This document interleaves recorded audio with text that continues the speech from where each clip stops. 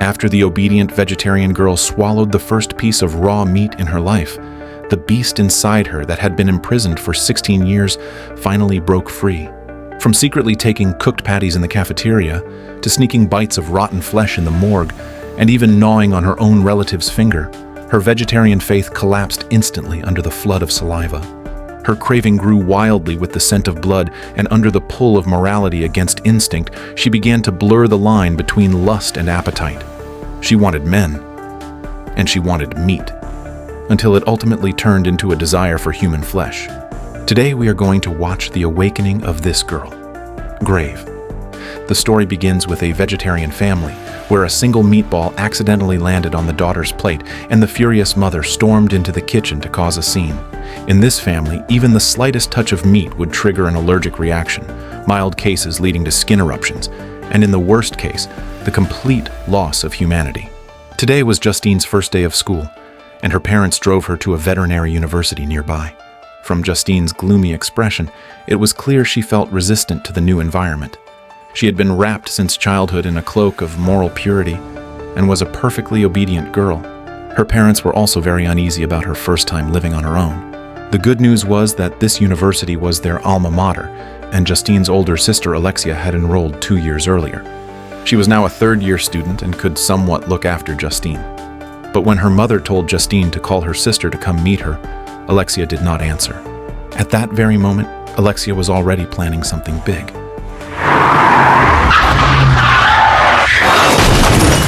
After the reminders from her parents, Justine dragged her suitcase nervously through the school gates. On her very first night, she was awakened by the noise in the hallway. Soon after, a boy rudely barged into her dorm room. Adrian was Justine's roommate, and because he was gay, the school had assigned him to the girls' dorm. But before they could even finish introducing themselves, the dorm door was suddenly kicked open, and a group of masked students rushed in, wrecking everything inside without reason. Their clothes and mattresses were thrown out of the window, and Justine was herded into the hallway like livestock. Outside, the place was already overcrowded, and every freshman was being harassed without exception. Finally, the leader of the masked students lined them up in order, calling the freshmen rookies. They then drove them all out of the dormitory, and the scene looked just like a carefully planned humiliation. After being pushed into an elevator one after another, the masked figures forced the freshmen to crawl forward with heads down until they reach a heavily guarded door. When the door opened, blinding lights pierced through the darkness, revealing a mass of students in revealing outfits, partying wildly. It turned out that these masked students were all third years, and what they had done was an unwritten school tradition, the initiation ritual for newcomers. This was Justine's first time in such an environment, and she was like a lost lamb who had strayed into a pack of wolves. Under the neon lights and alcohol, the boys and girls unleashed their hormones without restraint, and even Adrian was soon swept up in the atmosphere and joined the wild party. Only Justine was left dizzy from the pounding bass. Amid the crowd, she faintly recognized a familiar figure dancing on stage. It was her sister. The two sisters, who hadn't seen each other in a long time, hugged tightly. By now, Alexia was completely drunk, and seeing Justine struggling to adapt, she comforted her with the tone of someone who had already gone through it. "You'll like it here. The first year is the best." Justine also noticed that their family's dog had been brought along by her sister. Afterward, Alexia pulled Justine out of the dance floor, saying they should get some fresh air, and led her into a classroom filled with preserved animal specimens. On the walls were photos of each freshman class, and Justine noticed that in these photos, every new student was drenched in blood, with some of their heads cut out of the pictures. Sensing Justine's doubt, Alexia explained that those were the betrayers, the ones who refused to join. She then showed Justine the photo from their parents' year. Seeing her usually conservative parents grinning in those photos left Justine completely stunned. In her mind, there was no way her parents would ever do something like this, but the evidence was right in front of her. Alexia also explained that this was tradition, and every student living on campus had to take part. After catching up, her sister tries to drag Justine back to the dance floor to continue partying, but Justine was a good girl through and through. Before university, she had never even stayed up all night, let alone indulged like this. After the exhausting night of madness, Justine collapsed on her bed, only to be woken up again by Adrian's whispering. The next day was Justine's first class, where the teacher brought in a black horse and injected it with sedatives. Under the effect of the drug, the horse quickly lost strength and collapsed to the ground, Then the students fitted a bit into its mouth, hoisted its forelimbs, and performed CPR on it. The scene made Justine physically uncomfortable because in her eyes, animals were the same as humans. After class, the older students brought the newcomers into the second stage of the initiation ritual. They chanted obscene songs, with Alexia among them. At that moment, a drop of blood landed on Justine's shoulder.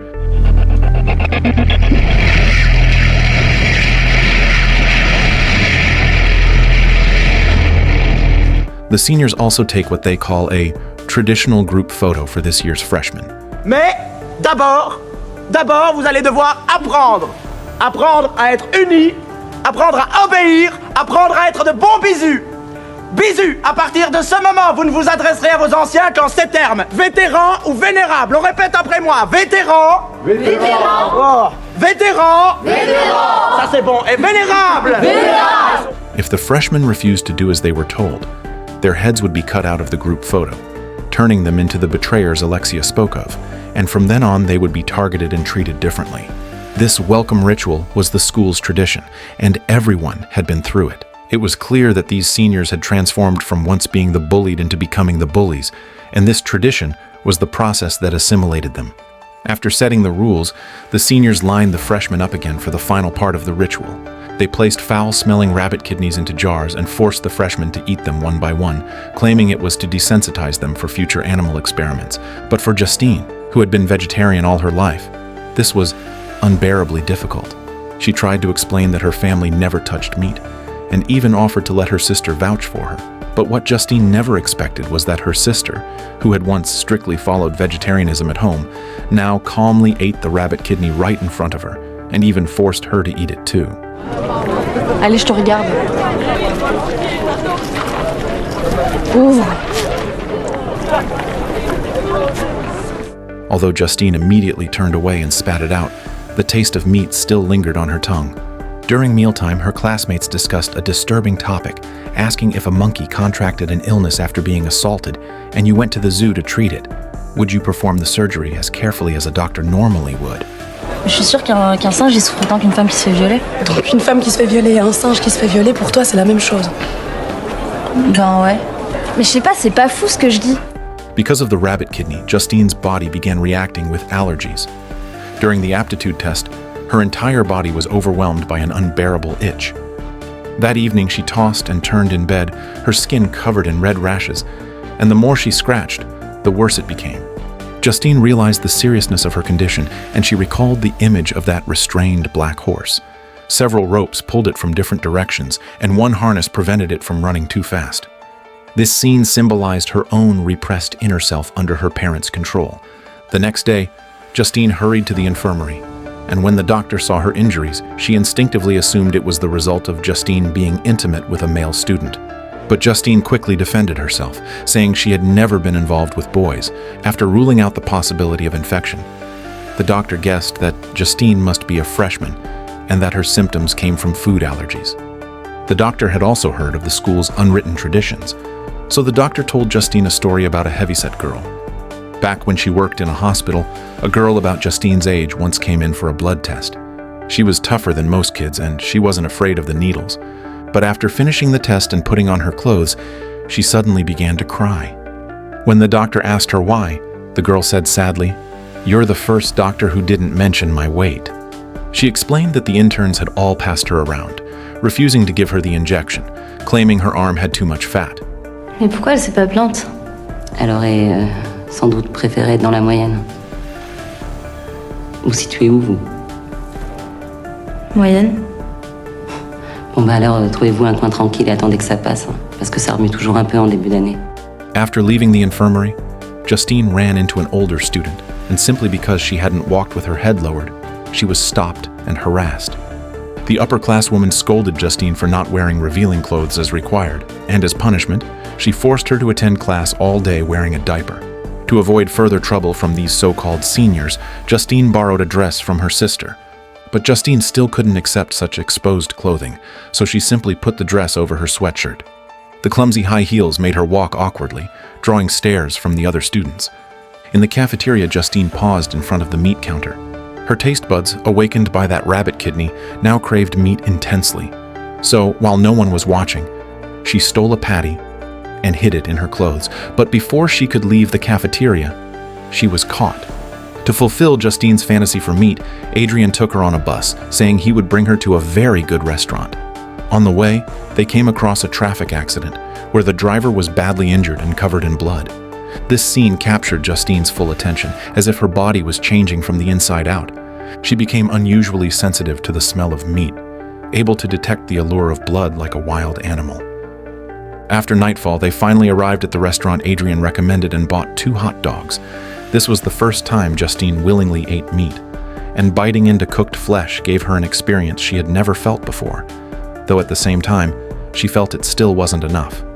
So later that night, after Adrian had gone to sleep, Justine secretly opened the fridge, inhaled the scent of raw chicken breast, and then began devouring it.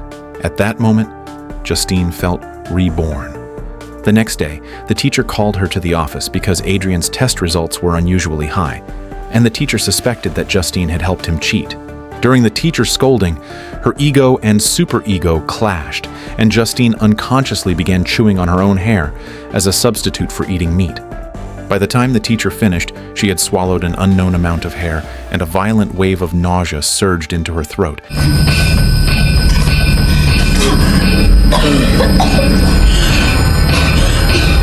After tasting this forbidden desire, Justine now suffered its backlash, so she turned to her sister for advice. At the time, Alexia was busy treating a cow with constipation, and after she was done, they went together to the rooftop of the school building. Alexia spoke bluntly about her own experiences, even saying she once dated a one-armed boyfriend. After a couple of beers, Justine began to imitate her sister by urinating while standing. These behaviors overturned all the values their parents had taught Justine, and compared to this, eating meat no longer seemed like such a serious matter. To ease her anxiety and guilt, Justine started living together with her sister. While washing up, Justine was shocked to discover that her sister also had a jar of the same allergy ointment as hers, which suggested that Alexia had once gone through the same struggles and conflicts. And the culprit behind it all was that rabbit kidney. Alexia lifted Justine's arm, teasing her for being so old, yet never shaving her armpits. Then she insisted on trimming Justine's private hair. But just as Alexia picked up the scissors to do it, Justine instinctively kicked hard, and the sharp blade cut off one of her sister's fingers. When she saw her sister faint, Justine's first reaction was to call an ambulance. The doctor instructed her to immediately press the severed finger with ice, saying there was still a chance it could be stitched back later. But when Justine turned her head and saw the dog licking the blood, it was as if it triggered her hidden desire for raw flesh.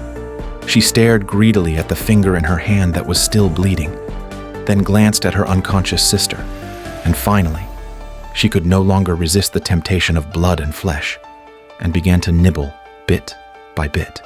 But just as she was savoring the pleasure that human flesh brought, her sister woke up.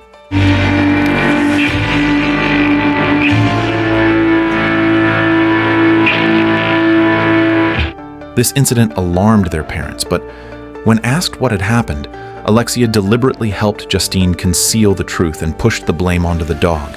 Justine did regret it. She tried to vomit out the flesh she had eaten, but it was too late. And because the dog had tasted human blood, their father decided to have it euthanized, fearing it might attack people in the future. But when Justine begged for the dog's life, her father spoke with hidden meaning, as if hinting at something to his daughter. The next day, Alexia called Justine out alone and without explanation led her to a remote path, then lay in wait by the roadside, watching the passing cars intently. Until a taxi approached, she suddenly jumped up.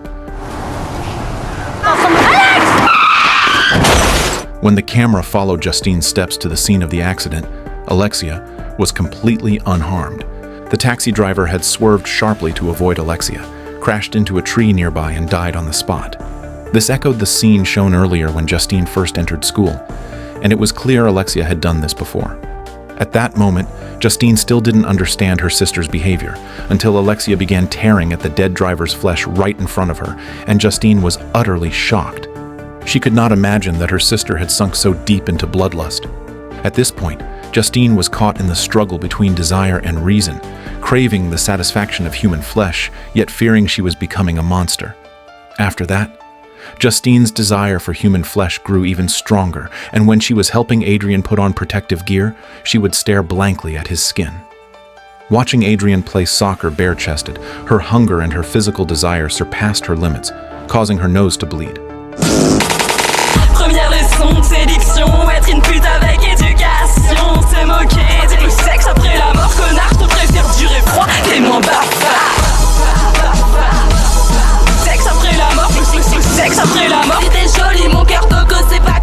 Justine's transformation did not happen overnight, if the rabbit kidney was only the spark. Then, the moment she first tasted her sister's flesh, she crossed the final, moral boundary. Now, Justine not only craved flesh, but also longed for physical intimacy she had never experienced. At a color mixing party held by the seniors, she was ordered to pair with a boy covered in yellow paint to create a new shade. They were locked in a sealed room, and at first, Justine restrained her impulses. But the boy had no idea of the danger. He kept flattering Justine, pressing against the last line of defense in her heart. When his lips were about to touch hers, Justine's craving for human flesh completely exploded, and she bit off a piece of his lip. That night, after returning to the dorm and washing off the paint, Justine made a daring request to Adrienne. Adrienne was gay, making him the safest person to give Justine her first experience. But as soon as they touched, the thought of eating meat surged violently in her mind, growing stronger with every wave of emotion. To avoid harming Adrienne, she sank her teeth deep into her own arm instead. The next day in class, Justine noticed Adrienne treating her coldly, which made her very upset. So they ended up in a heated argument in front of the whole class, drawing everyone's attention. Hurt by this, Justine dressed provocatively that night and went to a nightclub. She drank herself into a stupor and went searching for new thrills. In her blurred memory, she remembered Alexia taking her into a place that looked like a cold storage room, and after that, she remembered nothing. The next day in class, something strange happened. Justine suddenly became the focus of her classmates. Countless whispers surrounded her. People looked at her with disgust and avoided her. Justine naively thought it was because of the smell of alcohol still on her, until Adrienne angrily pulled her into the bathroom and showed her the video on his phone. Then she realized she had been humiliated by her sister in front of everyone. That cold storage in her memory was actually a morgue, and Alexia had used corpses to tempt her into giving in to her craving. After seeing the video, Justine was furious. She rushed to the rooftop where the seniors were gathered, found her sister, and without a word, shoved her down. They started fighting right in front of everyone, and when Justine had her pinned, Alexia bit a chunk of skin from Justine's cheek. Then they clawed and bit at each other's arms, and the scene grew more and more savage. It wasn't until the senior boys stepped in that the sisters were restrained. But when those boys became their common enemy, no matter how hard they had fought before, in that moment, they still stood side by side. In the end, the two sisters supported each other as they left the rooftop, and the chaos finally ended. Back at the dorm, Alexia gently bandaged Justine's wound. Justine could not understand why the same sister who was now so tender had humiliated her in public the night before. Before leaving, Justine secretly pulled her sister's key from the door, intending to lock her in from outside, but that last bit of trust made her soften her heart. When Justine woke up the next morning, she was shocked to find Adrienne lying beside her. Before she could recall what had happened last night, she felt something sticky and foul covering her arm. Adrienne's body was drenched in blood. When Justine lifted the blanket, she broke into a cold sweat. Adrienne's thigh had been gnawed so badly that even the bone was showing. In panic and guilt, she suddenly noticed a deep wound on Adrienne's back, then saw the blood-stained ski pole under the bed. She seemed to realize the truth. It was her sister who had done this, and the small thread of trust she still held for her sister had directly led to Adrienne's death. Because Alexia had fully released her inner self, freed from all moral restraints, her primal beast had already devoured her humanity. As long as her desires could be satisfied, she was capable of any cruelty. In the end, Justine cleaned the blood from her sister's body and personally delivered her to the police station. Afterward, Justine returned home with her parents, and while her mother still resisted meat, Justine could no longer find any interest in the vegetables on the table. Her father suddenly said he understood his daughter, that it was not her fault, nor her sister's fault, but his and her mother's. Long ago, when he was courting her mother in college, he discovered during their first kiss that she had a taste for human flesh. Then her father slowly unbuttoned his shirt, and all the questions finally had an answer. Unfortunately, both sisters had inherited their mother's bloodline, so the only way to control their condition was to force them into vegetarianism. Meat was their taboo, because once they tasted fresh flesh, they could no longer resist the craving. When Justine first stepped into university, she tried to play the obedient girl to fit in. But the ritual that forced her to eat the rabbit kidney completely shattered the moral values instilled by her parents, like a long, suppressed desire suddenly breaking free.